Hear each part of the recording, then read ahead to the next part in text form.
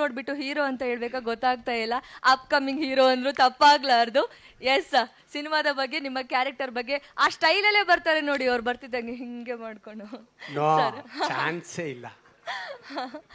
S, ಸಿನಿಮಾದ ಬಗ್ಗೆ sir. ಎಲ್ಲರಿಗೂ ನಮಸ್ಕಾರ.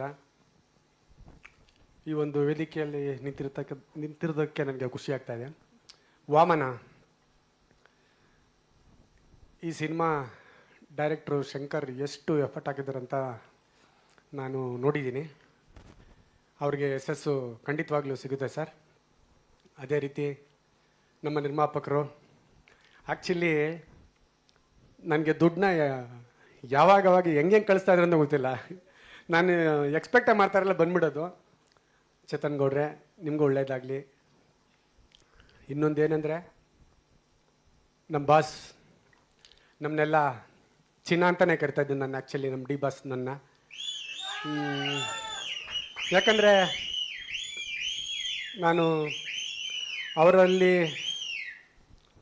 ತುಂಬ ನೋಡಿದ್ದೀನಿ, ಅವ್ರ ಜೊತೆ ತುಂಬ ಇದ್ದೀನಿ. ನಾನು ಹಸು ಎಲ್ಲ ಸಾಕೊಂಡಿದ್ದೆ. ನನ್ನ ಮನೆಗೆ ಬಂದಿದ್ರು ಅವರು. ಹಸುಗಳೆಲ್ಲ ನೋಡಿ ತುಂಬ ಚೆನ್ನಾಗಿಟ್ಟಿದ್ಯಾ ಚಿನ್ನ ಹಸುಗಳನ್ನ ಅಂತ ನನಗೆ ಅಪ್ರಿಸಿಯೇಷನ್ ಮಾಡ್ತಾಯಿದ್ರು. ಅವರ ಹೀರೋ, ನಮ್ಮ ಹೀರೋ ಅಂತಲೇ ಇವತ್ತು ಕರೆಯೋದು, ನಮ್ಮ ಹೀರೋ ಧನ್ವೀರ್. ಧನ್ವೀರ್, ನೀವೇನು ಹೇಳ್ತಾ ಇದ್ದೀರಾ ಅದು ತುಂಬ ದೊಡ್ಡ ಮಟ್ಟಕ್ಕೆ ಹೋಗಲಿ. ನಮ್ಮ ನಾಯಕ ನಟ ಇನ್ನೂ ಹಲವಾರು ಯಶಸ್ವಿ ಸಿನಿಮಾಗಳಲ್ಲಿ ಆ್ಯಕ್ಟ್ ಮಾಡಲಿ ಅಂತ ಆ ರಾಯರಲ್ಲಿ ನಾನು ಕೇಳ್ಕೊತೀನಿ. ಮತ್ತು ಇಡೀ ಚಿತ್ರತಂಡಕ್ಕೆ ಒಳ್ಳೆಯದಾಗಲಿ. ನಂದು ಒಂದು ಒಳ್ಳೆ ಪಾತ್ರ, ವಿಲ್ಲನ್ನಮ್ಮ, ಖಂಡಿತ ವಿಲ್ಲನ್ನೇ. ನಾನು ಯಾವತ್ತೂ ಹೀರೋ ಆಗೋಗಲಿಲ್ಲ. ಓಕೆ, ಇಡೀ ತಂಡಕ್ಕೆ ಒಳ್ಳೆಯದಾಗಲಿ. All the best. Thank you very much. Love you. Thank you.